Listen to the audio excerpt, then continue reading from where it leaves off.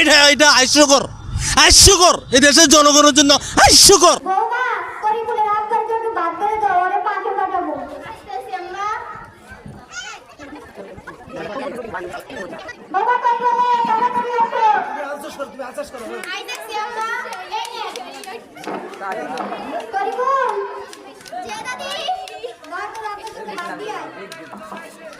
আব্বা, আব্বা ভাত খেয়ে যাও। আগে চলো। এ আব্বা ভাত খেয়ে যাও। আব্বা ভাত খেয়ে যাও।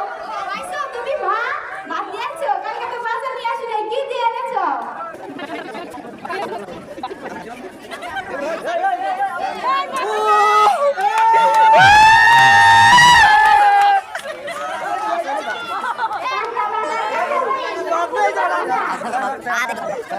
আরে